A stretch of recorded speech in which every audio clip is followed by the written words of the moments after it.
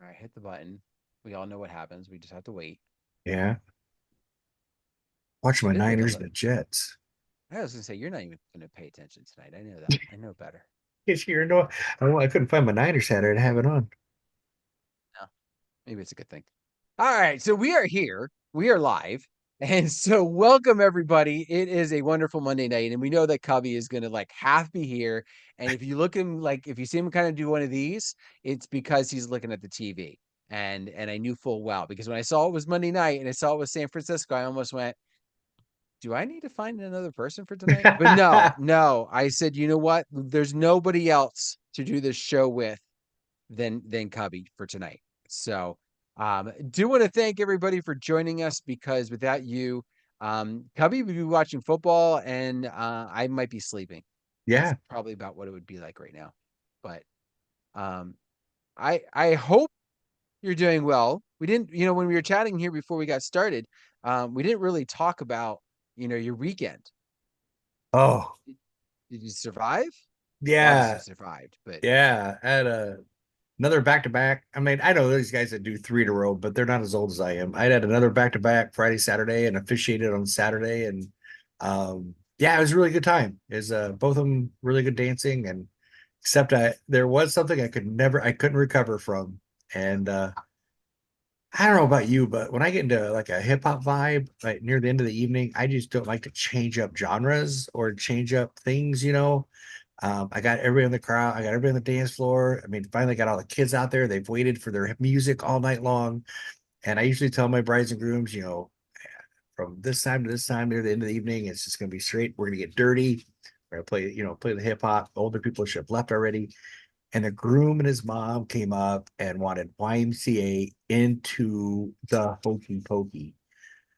into the hokey pokey. And I have virtual DJ, so my virtual DJ can literally tell me the last time that I played a song. And Yeah. the last time I played the hokey pokey was in 2004. I kid you not. I shit you not. The last time I played the hokey pokey was 2004, and I Yeah, could John's not not. here. You can use your language. It's Okay, okay. I did not. Did I use it? Because I about came Yeah. close. Little. Not a big daddy word, but Yeah. But yeah, are you serious? Like right now? I'm like looking at him and looking at the crowd, going, are you like right now? And they go, yeah, people are asking for it. I'm like, who? Who is asking for that? Like old people. And yeah, so I did it and I couldn't recover. I'm honest, I could not recover. so what happened? You play it, the floor cleared? Yeah, virtually pretty much right when I did it. So And it the was the mom is groom, out the there. mother, and like the weird aunt that wanted to hear it, and that was it. Yes. Yep. And they're out there That just was his looking at asking for me. it. They're looking at me going, I'm like, oh yeah, you guys are great. This is awesome. And when the floor cleared and I couldn't get him back, and we end up ending in 15 minutes later, I'm like, I'm sorry. And the group's like, should have trusted you. You asked what you were doing. You were asked you did what we asked you to do, and you were right. Were you scheduled to end that point, or was it just like We had that's 30 it? They minutes. like We had 30 minutes left. We okay, were at so 10, ending at 10:30, and they came up at 10 and asked it, and I couldn't. We ended up at 10, ended up at 10:15 instead of like a big ending, like a huge. yeah. Okay, so here's a learning curve. Besides telling them a few choice words to just leave you alone and not do it. Um, I go into my programming mind. Okay, so I studied under some different radio programmers, and one of the things that they said that I try and live by is to never. Now I don't think they do this anymore based upon what I've heard, but to not put a slow song at the top of the hour or the bottom of the hour, like spot on, because if you're not the type of person who's going to actually get out and dance to said song, you will look at your watch and go, "Oh, it's time to go home now." Or flip the station or whatever might be the case. Maybe it was a bar, maybe it wasn't radio, maybe it was a bar. But anyway, it was the same concept, right? I think I would throw the hokey pokey and the YMCA in that. I think had you been able to say, you know what, give me 5 minutes, and it's 10 o'clock. Give me 5 more minutes. Let me make it to 10:05, and then I do it. I wonder if you would have. I wonder if you could have made it to 10:30. I'm just wondering, just that psychological piece. Maybe I don't know. I just the hokey pokey in general. Like, I Yeah, don't know what version you got, but I got like a 50s version of like a roller skating rink. I mean, I think that's the only one there is, probably. you know? I don't have a cool version of it. We'll put it that No, way. is there? I didn't know they make a cool version of that shit. I'm sure somebody has Um, a nice mashup that they've been holding on uh, to, yeah, but but it was no. horrible. But I mean, again, the group said, it's, he said, you did what we asked you to. And I'm like, I'm sorry. So, So I had a floor clearing moment this past weekend as well, and I'm kind of saddened by it.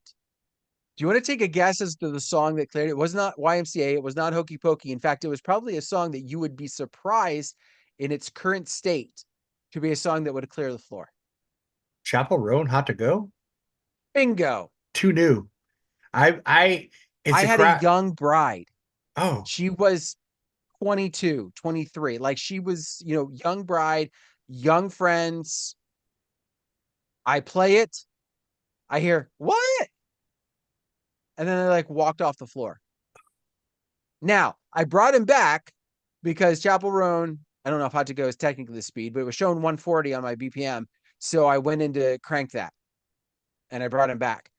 But I was shocked at the age of this group that I did not at least get a few on the floor, that it actually kind of went the opposite way. I, I've had that hit really hard, and I've had that hit medium, but I've never cleared a floor with it.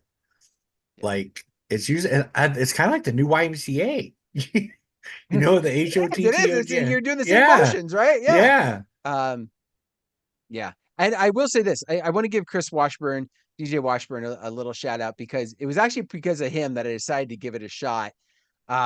He's been having a lot of fun. Him and Tori V have been having a lot of fun just playing around with different ways to transition to the song, right? Because it has the 5, 6, Yeah. 5, 6, right? So you've got that counting aspect, but it doesn't start with 1, 2, 3, 4. But there's so many songs out there that do 1, 2, 3, 4. So I did. I mixed it with, well, I didn't mix very well because she starts out kind of slow with the 5, 6. But I came out of Pitbull, Cali Ocho. All right. And it's like 1, 2, 3, 4, and it was like 5, 6, 7, 8, and I was like, "This is awesome!"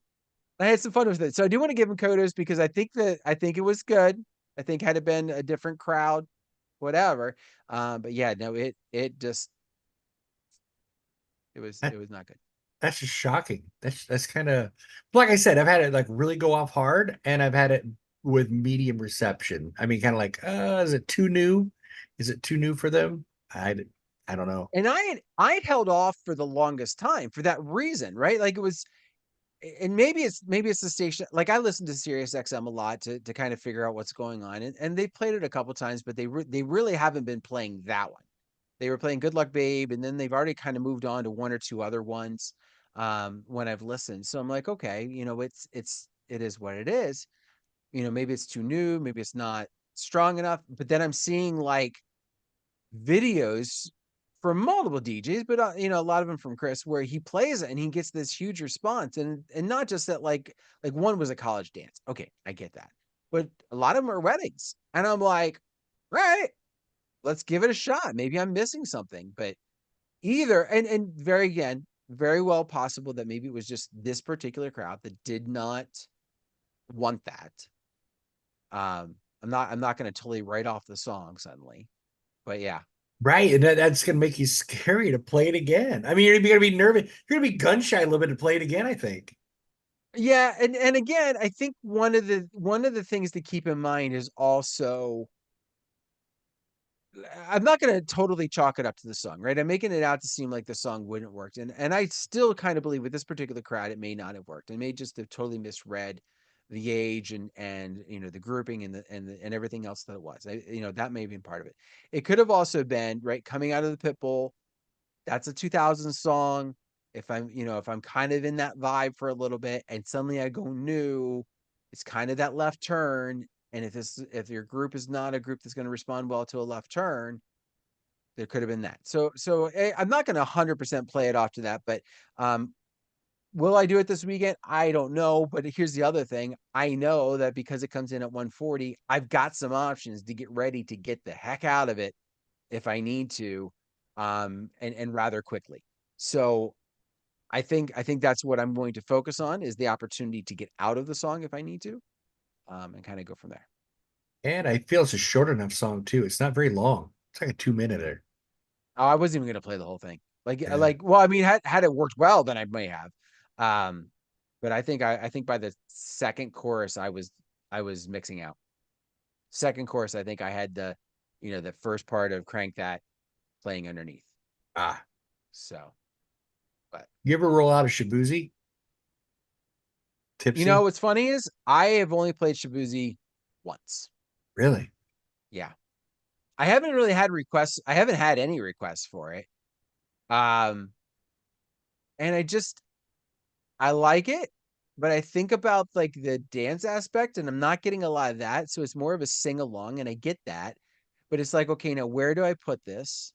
Because it's not gonna, I don't think it's gonna bode well coming out of like a pop punk, Mm-mm. which would be a sing along. And if I'm in a hip hop, then where they're kind of dancing around and all of a sudden I throw a weird kind of left angle on the sing along. So I haven't really found because it hasn't been requested, I haven't been pushed to go, I'm gonna play this. I roll it out of a country. It's a country transition song for me to jump into something newer, Yeah, and I haven't been playing a lot of country, not in the dance portion. right? My couples that have wanted country like during prelude. They wanted country or well, yes, preludes, but also like during cocktails, during dinner, during open dancing, one or two, but they're not really big on it like for the other portions. I'm in the Midwest. Listen, I'm in some rural PA and we're Yeah, doing some heavy barns and they're wanting like I've had a couple countries, but it's just not been as big of a push during the open dancing. So interesting. yeah. Well, anyway, we're not talking music tonight, although we were. I really got to question John. He throws these topics at Cubbie, and I go, and he goes, here. I'm not going to Yeah. be there tonight. Here, have fun with this one. So we're going to talk tonight. What does it take to become a mobile wedding DJ? And to kind of add some clarity, because we kind of asked him too. We're like, John, like I get that, but this show's not 2 minutes long. Yeah. It 45 minutes long. So and so he said, okay, he said, think about it this way. We're gonna talk about what you think need to be the bare essentials, what needs to be kind of what you need to have if you're getting started. Let's say you stumble upon this video and you actually listen to Cubbie and I for the first, chunk of it, and you're still around. Thank you. Yeah. Um, what do you need to have to get started? And then we're going to talk about the other side. In other words, what makes you better or above average, of a wedding DJ, of a mobile wedding DJ. And we'll see if Cubbie and I disagree on the second one, although I have a feeling we'll probably agree more than we will disagree. But let's just start with some of this bare essentials. All right, Cubbie, give me a bare essential that as a mobile wedding DJ, you need to have. A wide range of music knowledge, from the 70s, 80s, 90s, 2000s. I mean, you've got to know what the popular songs, not that you listen to, but what you like everybody kind of listens to, type of a thing. I think, like I said, as long as you can have a wide range of music, does that you don't have to like it. You just have to have what works and what people like. Yeah. Um, yeah, and you kind of stumbled on or not stumbled something, but you mentioned knowing what they like. So that needs to be, kind of some music knowledge that you got to realize is it's not what you want to play. It's what they want to hear. That's where the big difference needs to be. In fact, this past weekend when I was meeting with the bride, her mom really pushed for me to be the DJ. I've known the mom since like high school. And the mom was really pushing for me to be the DJ. And part of it was because her DJ, the mom's DJ, when she got married, I don't remember, 15 years ago, something like that, played what he wanted to hear, played what he wanted. And mom knew I wasn't going to go for that. So So I would do what the daughter wanted, and so that was part of it. So yeah, you got to make sure you're playing to what the guests want. I'm going to go a different direction. I mean, obviously, music knowledge is a good thing, but doesn't mean squat if you don't have it something to play on. Yes. So I'm going to go with speakers along with the cables to connect to the speakers. And I'm going to go super basic here and just say a computer. You don't technically need a mixer, depending upon your speaker. You could go straight from the computer to the speaker, and you might be able to connect the other piece that I feel you need to have, which is a microphone, to the speaker. And that becomes, in essence, your mixer. Do I think it's a wise decision? Oh, heck no. But we're just talking about the bare essentials here. Cubby, anything else you would throw in for the bare essentials? I see. I keep going. I try to think of things that people before I got into like somewhat of a personality, being able to talk to people, be able to jump on a microphone, having some sort of, not be shy, you know, being able to be able to speak in front of large crowds and sound good, type thing. But to get started, I guess you don't have to, you still gotta be able to talk. Yeah, but if you're talking about a mobile wedding DJ, you're going to need to be able, well, I was gonna say you're going to need to be able to use the mic, but you do have a kind of another option that you could go. So, and I'll tip my hat to those people who bring along another person. So one person is the DJ, the other person is the MC. So if you're in that scenario, I guess you don't have to have the ability to talk because the other person is going to do it for or could do it for you. You could legitimately just be the DJ in that aspect. But I think let's for the sake of argument and kind of splitting hairs as we go through tonight, let's assume for a second that this is somebody who's starting out and wanting to be a solo performer, at least in the beginning. So, Yeah, I think um, like I still go out by myself. I think in the Midwest it's all but you just like you do it. I know there's people on the East Coast that have the DJ and have the MC. We go out by ourselves. We do it all. We set it up, we tear it down, we mix, we talk, we MC, we do it all. yeah, and that's I mean that's the case. Yeah, I mean I'm definitely a solo, but I didn't want to discredit that because there Yeah. are some things, and that's the way some people have gotten started, right? Like they've joined up either with some groups or somebody else was, you know what? I rather would just focus on the MC. I'm looking for a DJ, and they focus on that aspect. But um sorry, DJK said bare necessities sounds like a song. Yeah, it might be. It Yeah. might be not to Disney, but in that aspect. But I would say you need transportation. Yeah. You need to be able to get to where you're going with the equipment that you got.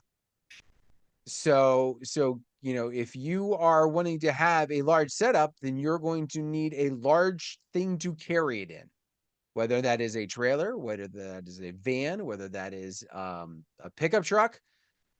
You need to have a little bit more. You need to have something to carry it in. I think that might hit our bare necessities. That Yeah. might need to be the bare essentials that you have to DJ. The I'm sure minimum. there's other things people could Yeah. say that you kind of need, and we're probably just forgetting it, right? Um, A Facebook page. At minimum, don't need a website, but a Facebook page. you need something Somewhere to, something to do promotion, that's for sure, to get your yeah. name out. Um, okay, so let's get away from the bear because I think a lot of people are at least in that ballpark. If you're stumbling upon this, it wouldn't take you long to really kind of find 80 videos that would tell you what we just told you. All right. So let's talk about the above average.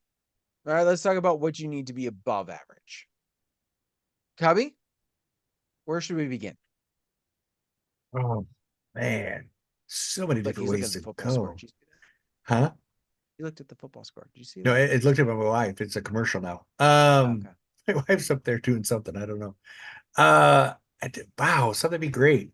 Um, uh, a software like DJ Event Planner that helps you book contracts and for your customer service. I think your customer service needs to be top notch. Man, you're going deep already. Okay, I yeah. know, I So don't mean to. I mean, like I said, I did this thing that John sent us, and like you said, just sends it to us on. As a matter of fact, I got an email on Sunday going, "This is this week's show," and I'm like, "What the hell?" You know, and I'm like, "Where are we going with that?" So yeah, I don't know. I'm thinking, so yeah, no, that is going to be helpful, right? A CRM, a client resource management system, something that is going to help you. DJ Event Planner is something Cubbie and I both use, and we're big proponents for. There are other ones out there, obviously, but I feel like that's because it's been around so long.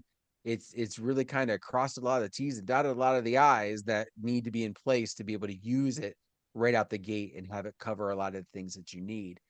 Um, with that being said, like having that system in place is going to save you so much time. I put off for the longest time, and I don't, to be honest with you, I really don't know why I did. Because it wasn't a cost wise. It's not that expensive. I mean, 20 yeah, bucks a I'm month. cheap from time to time, but I mean, a month or a yearly subscription to most of them is going to run you under $300. Well, Under it's 20 bucks a $300. month. Yes, 20 bucks a Yeah, month. I So mean that's for DJ Event Planner, but I'm just saying yeah, like if you go to any of and yes, I know like Vibo and stuff like that, but that's a different animal altogether. Um, from that standpoint. But the pieces that those things save you and the ability to automate and keeping up with clients and following up with the vendors that you're going to be working with. Um, and case in point, like I had a couple that I was talking with just today that one of the questions they asked me was, do I have an online digital planning platform that they would be able to use to work through? And I was like, first off, you either know somebody that got married or you've spoken to somebody. The fact that you thought to ask that. But I was like, yes, I do. Yes, I do. And that so many clients I've had that love having that digital aspect. I don't know. I don't know if they're just expecting it to be on pencil and paper, and so the fact that I have a planner of some sort is golden to start with, or if it's the fact that it's online and they can access it 24 hours a day, 7 days a week. I don't know which might be the case, right? Um, but but I would say that it's beneficial just to have that. I think it helps you to not double book yourself. Like you got your contract in there and your calendar blocks off and you can shut off leads for the date. So you don't book yourself on the same date twice. And then you're like, oh my, you get 6 weeks in front of the event or whatever, whenever you meet with them, 8 weeks, 6 weeks. And you're like, oh shit, I double booked myself. What do I do now? How do you tell that client 6 weeks before their wedding that you double booked yourself? So I think it's just a matter of being able to look at your calendar and go, nope, I'm booked that day, or thank you for inquiring, or I'm open, or whatever, just to be able to look at it that way. It doesn't get lost anywhere. Right. Right. Yeah. It's less likely that you're going to create problems for yourself for sure. Yeah. For sure. I'm gonna go gear. So I feel like you're gonna tackle kind of the more business and personality piece, and I'm gonna tackle more gear tonight. But Yeah. I think that something that's going to set you above the others is going to be multiple sets of speakers. And I don't mean let me kind of kill two birds with one stone here. One, I do mean a backup set, like a backup solution with you at an event. So if something happens, you're not stuck. The show goes on. It might be down for 30 seconds or whatever it takes you to get out to your vehicle and get back, but it's ready to go. That's part number one to it. But part number two is the idea of having the right gear for the right event. I love my Evolve 50s. Love them. I'm not going to go out and do a 250 person wedding or school dance with my Evolve 50s. I think they're great. Not going to cut it. Sorry.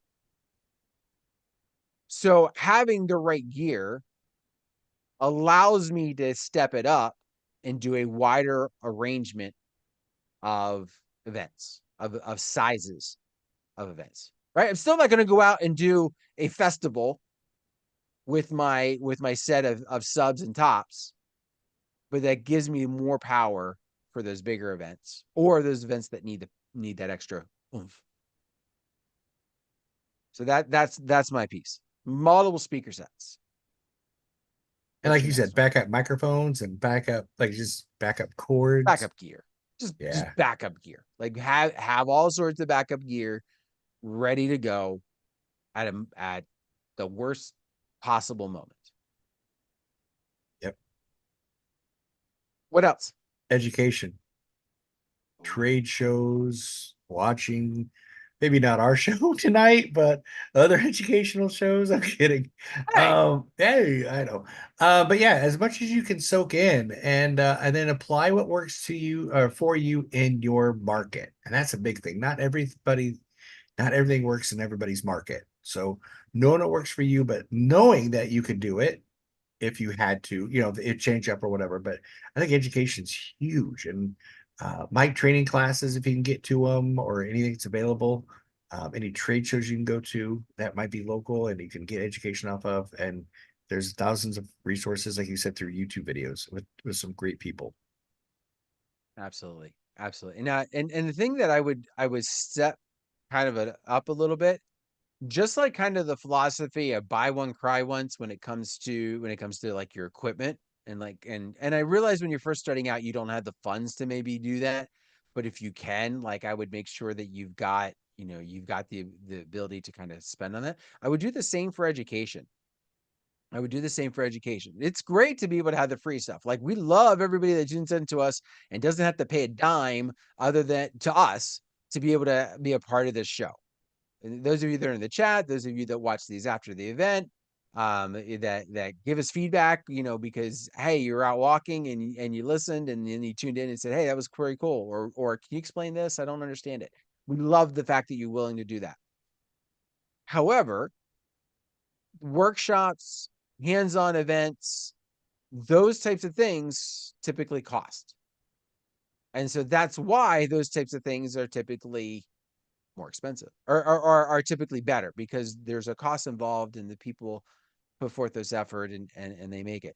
Um, I can't, the trade shows, there's so many across the country. There's local ones. I mean, the Northeast, I mean, there's now a Pittsburgh one, like where I'm at, there's a Pittsburgh one. You've got DJX in Atlantic City. You got Harvest of Sound up in Boston area. Robbie's got Arms DJ down in Tennessee. You've got MEX out in Las Vegas. You've got Marquee. I was gonna stick in Vegas for a second. Ah, Um, Wedding MBA. MEX is the Photo Booth Expo. Yeah, that was what I was thinking of. Wedding MBA.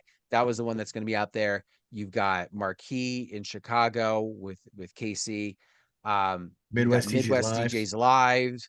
Um, and I'm sure there are other potentially local ones that are somehow not on the radar for us because we're not near those areas. Like for example, the Pittsburgh one, I knew about that one because I'm in PA, where Cubbie may have heard about it, maybe through the grapevine, but probably didn't. So I'm going to guess that there's some like that, possibly in California, possibly in New Mexico, possibly in Texas, that we're not anywhere near those, so we're not hearing it. So be a part of those events. You don't have to do every one that's under the sun, but be a part of those events and go in with the open mind to be able to learn something. 100%. I agree. I agree. We're not disagreeing yet. I don't know if No, we're going to disagree tonight or not. I don't think so. Uh, possibly. So earlier in the basics, I didn't say anything about a controller. To be above average, I believe, and I'm going to mix controller slash mixer into this. I think it's better to have a controller. You can, I know some people that can mix with the mouse. I'm not saying you can't. I just feel like it opens the door for a lot of options there when you have the ability to mix your music, and you don't have to be a club DJ. You don't have to sit there and go wiki wiki and scratch, but you have more control of being able to put the songs together. And case in point, you can get yourself out of a bad situation like I had this weekend where a song bombed and you go, all right, I'm going to get out of this. I can mix out of it. I don't have to suddenly fade and make it seem like I'm abandoning it because it flopped. I can make it seem like I'm getting to the next song because that's what I'm going to do now. Right. So having a mixer and knowing what the buttons do. I'm not saying you have to use them all. I'm saying you have to use them all, but knowing what they do. Yeah, in case one of them gets bumped or something like that, and it's got a talk over, and you don't want the talk over on your mic, and you're like, "How do I turn this off?" You got to be able to know how to turn it off. Well, and I'll even add, like we used this last week as an idea, the idea of stems. Like Yeah, when you're doing like sing along type of things and you want to drop the music out, you don't have to bring the fader down. You can just drop the vocals out. If you don't know how to initiate the stems, like you don't have to use it for mixing, but if you're not using it for that, like there's an easy way to use it and make use of it. So, all right, what else? and I What think else I did you think I say? think a controller, like I said, also gives you. I mean, when people think of a DJ, they think of clubs a lot of times, and they look at people that had either mixes with vinyl, or it just has this vision of not somebody sitting up there with a laptop and a small mixer trying to and let it autoplay. That's really basically. There's a company here in my local that they literally just set up a mixer, a 4-channel mixer, and a laptop, and they let it autoplay, and they have preset playlists. And I'm like, I guess you can call yourself a DJ, but I call it a glorified iPad. I'm a very expensive jukebox. Yeah. And that's what I feel like that style is. And I'm sure there are people that are listening that go, that's my style. I play from song to song and my clients pay for it and they love me. And we're not here to necessarily argue Mhm. or whatever. Because obviously there's a market for everybody, because if you're getting work, then your clients must like it. There must be clients out there that want it. Um, but I'm with Cubbie where, it's oftentimes there's an expected look that people are wanting. And I think some of that comes into play with the equipment for sure. What do you got? What else do you got? Oh man. Um, I made a list. I was good tonight. I made a list because I I was was afraid I going was going to, to but I screw had it a up. lot of stuff to do. I had meetings today, a Yeah, couple of yeah, planning yeah. meetings. Oh, yes. I would have to say a little bit of business sense. Treat your DJ business as a business and not as a hobby. Mhm. Pay your taxes, get insurance, treat it, buy your music, don't download it illegally or rip it off YouTube or whatever. I mean, if you do it, that's on you. But I try to do everything above board, but I've been doing it for 18 years where you couldn't rip off YouTube. So, um, we used to get, yeah, back in the day when you get CDs from promo only and you had to rip them in.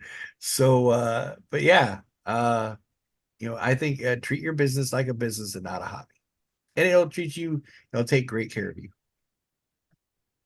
One of the best things that you can ever do, whether you're full time or not, is to treat this with the respect of a full time job, right? Like to be able to put that forth, that business piece, and making sure that you're doing the things that you need to do to, if nothing else, to protect yourself, right? You talked about the taxes, you talked about the insurance, like those are things that if you're not doing it, you could go sideways pretty quick.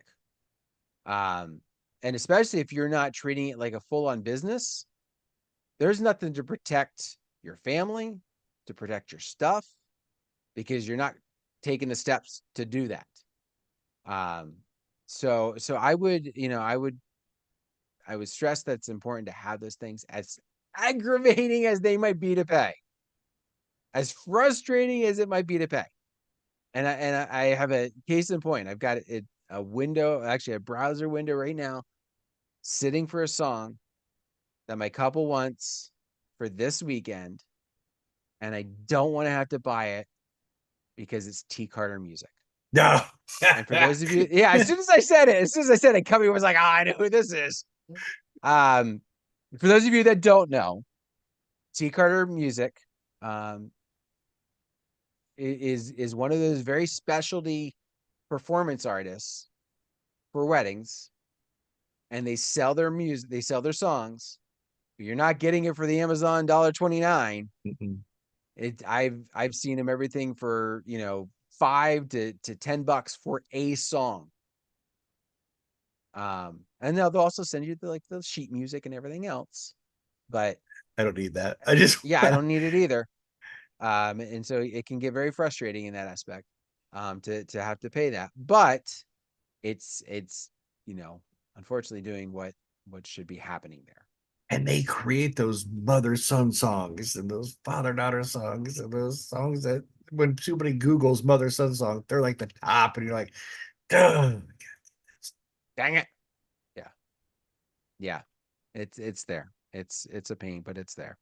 Um, so yeah, so the business sense to treat it like a business, not a hobby, 100%. Even if it is like a hobby, like right, even if you're only I, doing this, yeah, a set number of times each year, there's ways to keep your business expenses low and still above board. it's like creating an So LLC, so it's a shell corporation. So if you get sued, it doesn't affect you personally or your family or take you way back. The liability insurance is $100, $120 or whatever for a single op a year. A $2 million liability. Again, it's just a cost of doing business, and it just protects you because once it hits you, knock on wood. I've never had to ever use it or anything like that, but I've heard horror stories. I do know people it has happened to, and it takes them down. It costs you way more money than you would have saved in paying it.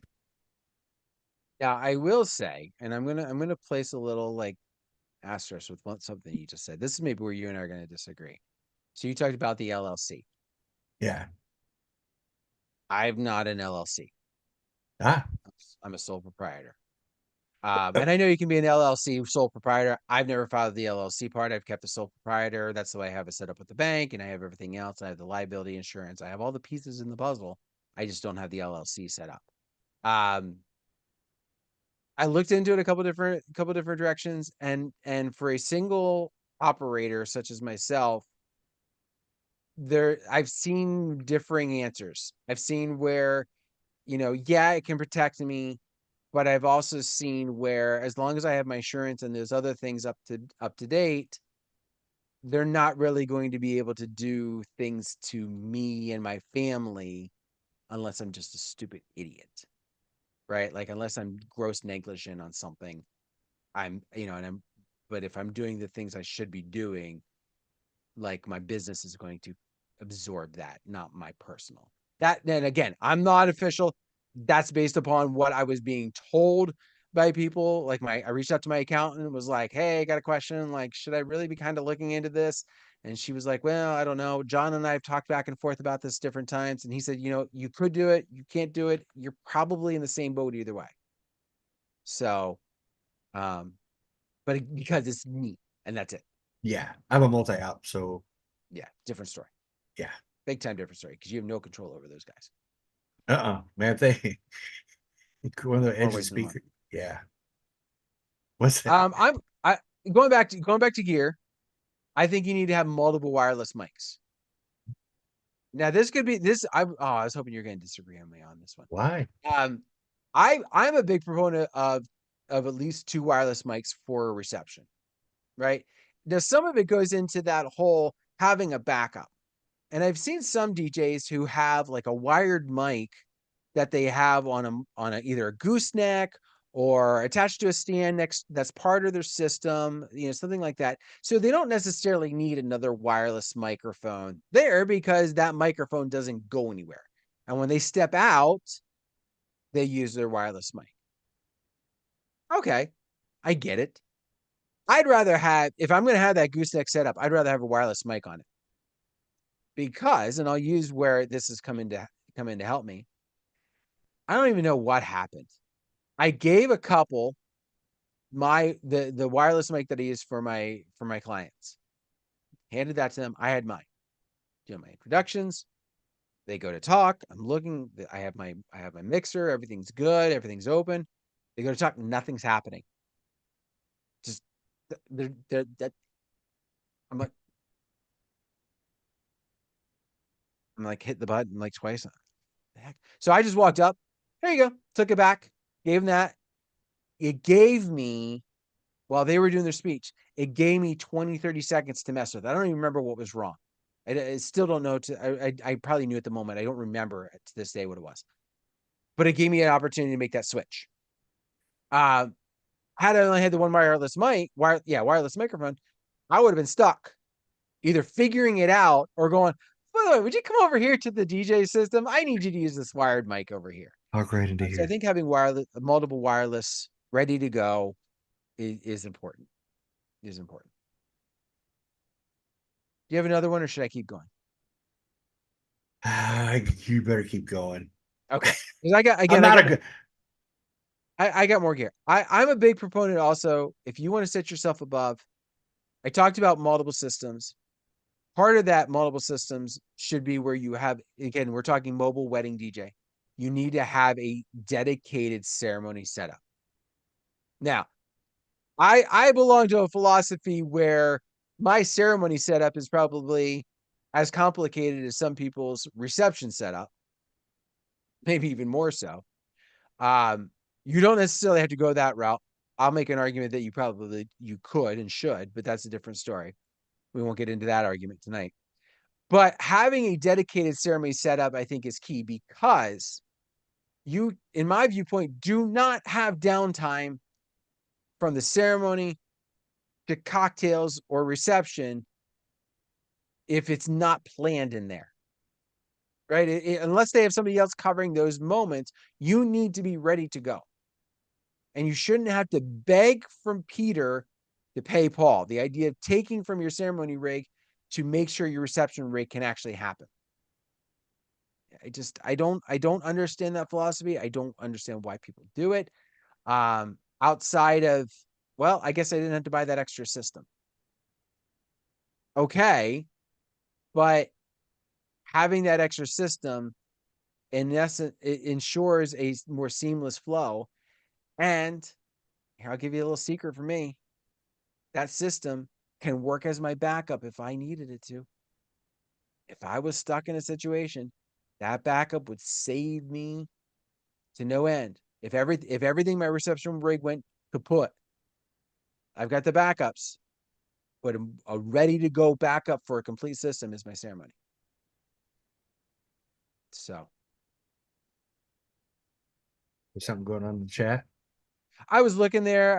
I agree, Christopher Austin. I was kind of given the idea of like talking about the LLC. He says ask a lawyer. I think Yeah. that would maybe be my problem. I asked my accountant instead of my lawyer. Um, maybe because I don't have a dedicated lawyer for this stuff. But then a couple other people, they're one wired, one wireless. I get it. Like I get it. Um, although Gus has a separate standby wireless. So he's got one wired, one wireless. I'm going to assume he's got maybe an extra handheld. Okay, so if that had Good. gone, Yeah. then it's a matter of just like maybe syncing it or running it over, and you're good to go. Okay. Good I'm call. not. I'm not. Again, different strokes, different folks. I know I'm making that you need to have, and yet there's DJs who are very successful that are doing it without. I just think in some aspects these things that are ways, and I say above average. I guess you wouldn't have to be above average, but I don't know. I just think you need to. I guess one last thing I would have, and making sure setting yourself apart from every other DJ company, is invest at least a minimum of 45 minutes to an hour daily on your business. Whether that's returning emails, whether that's marketing, whether that's education. Every day, your client should be hearing back from you if they email you within 24 hours. With today's technology, there's no reason why they should be waiting on you to 3-4 days to hear back from you. And I'm lucky because I do this full time. So I literally sit at my computer and answer emails all day long. But when I did work full time and I traveled, uh, whether it was Mobile Beat or Bliss Lights or any of the companies I've worked for, I still would spend a minimum of an hour emailing, checking in with my brides, emailing, making sure planning forms got done and out, and receipts, send out receipts after every payment that's ever made, just making sure you're running your business that like a business, as I said that earlier. But devote at least a minimum of 40. If you do 45, make sure you get those emails every day, those leads, and make sure that your clients are hearing from you and you're not ghosting them for 2-3 days. Spend at least a minimum of an hour. And I would throw it out that if you're only going to be able to do return emails or whatever within a very small window, like if it's you're going to sit down for 45 minutes every night and it's between 7 and 8 p.m. or something like that, um, you know, put something in your automatic replier in your email system to say, I got your message. I will be I will be responding between 7 and 8. If you're going on vacation for a couple of days where you might not have internet or might not have the best internet or something you can rely on 100%, put that automatic reply on so they know, hey, it's not that I'm ghosting you. Here's my situation. As soon as I can get back to you, or as soon as I can check it, I will. Um, you know, it I don't feel you should be married to your business, but I don't think you should, if you have a business, ever ignore your clients. And that's what it can feel like if you're not getting back to them in a timely manner. And it doesn't have to be, I mean, if you have some days, maybe you don't have as much time, but just get to your emails, right? Like every day, at least open up your CRM, or if you just, through whatever you're using, just touch everything that for that day. And if you're short on time, just touch everything once. And then, maybe you save the other 30 minutes for someplace else. But always make sure you're replying to those clients within. That's what it said. Your customer service and being that resource will set you apart from every other DJ company that's not making them the important part of their life. I've had a couple leads coming in over the past couple days, whether I've been able to do them or not, and I've responded in what I thought was like average response time. It's a few hours in some cases. Like it came in while I had some meetings for the day job, and I'm like, okay, I can't do it, and I was doing it at night. Um, and so I'm getting back to them. In one case, it came in like mid afternoon one day, and I got back to them in the morning on the next day. And their response was, "Thank you so much for getting back to me so quickly." I didn't think it was that quick, Yeah, but I'm glad you did. Right? Like that gave me some good feeling um about it. But I was just like, okay, okay, yeah. There's a couple of other things coming in the chat here. well, great. Be a Boy Scout, be prepared, have a backup if things go wrong. Some people were saying backup computer and an external hard drive. I would go at least backup player of some sort. So my backup is an iPad that's gonna buy me a lot of time. And I do have the ability, like if I really wanted to mix on that and wouldn't like it, but I can make the night happen. I also carry a Surface Pro, but that's usually my ceremony setup, but it gets me like if it's like, okay, this computer got fried, the iPad bought me some time. Now I'm going to run the Surface Pro the rest of the night. Um, so yeah, so those are some options. You don't have to have the exact same system doubled, right? I think there's just some Right. people get in trouble with. They spend like $2,000 on a computer or more, and they're like, wait a minute, I got to do it a second time. And so what happens when these get like old, technology wise? Now I've got to buy two again. I get that, right? Like so there are ways around to kind of stagger start your buys. So I take two. um I take two good. laptops. I take two laptops. One's for ceremony sound, and one is for what I mix with, and Mhm. they're both my backups. So, like I said, if my mixing computer goes down, I still got a full library on my ceremony system that I can just turn around, flip, and I'm ready to go. I'm going to throw one more in the business thing, and then I'm looking at the time. We're probably going to have to wrap this up. I would say you need to have an ability to read the crowd. We kind of talked about that a little bit, kind of even in some of the basics, but just the ability to read the crowd and know before you press play how you think it's going to respond, right? Or how it should respond. And I kind of use Maya as a bad example. I was talking about the chaperone earlier, right? Like I thought I was reading the crowd right, and I wasn't. Um, that doesn't mean you can't make mistakes, right? But reading a crowd and recognizing that they're going to respond to some different styles based upon how they did with some other similar styles or how they did with, an art like I'll use Spotify for example, right? If you create a Spotify playlist and you keep listening down to it, unless you turn off this feature, it will then continue on with other recommended songs that kind of fit in that same vibe, right? They might not be the same style, but there's something in your playlist that's telling, hey, this would be a good song to add to this list that you got going.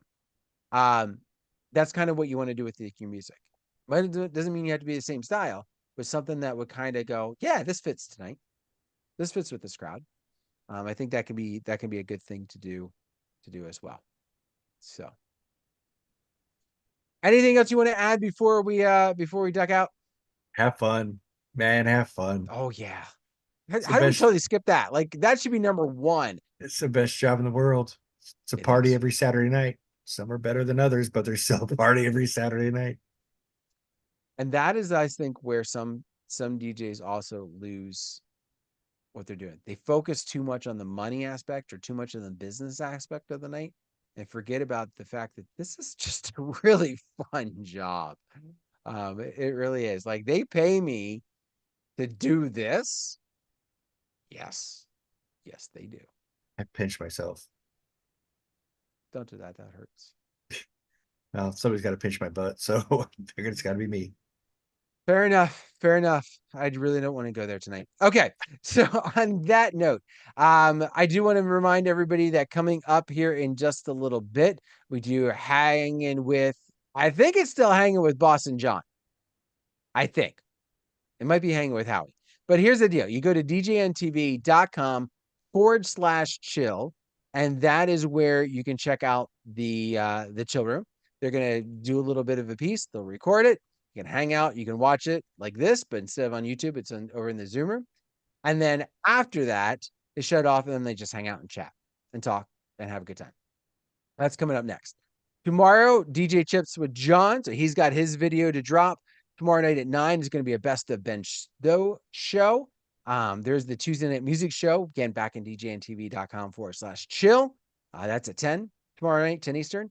My tips drop on Wednesday morning, and then the rebroadcast from the Tuesday night music show and the hanging are both going to happen Wednesday night. So that is what's happening this week. And on that note, thank you very much for joining us. We appreciate it. Hopefully you learned something, maybe justification for what you're already doing, maybe a way to tweak something to do it better. But either way, we're blaming John for tonight's show. And next week, we'll be back with all of you. So thank you very much and have a good night. Bye, everybody.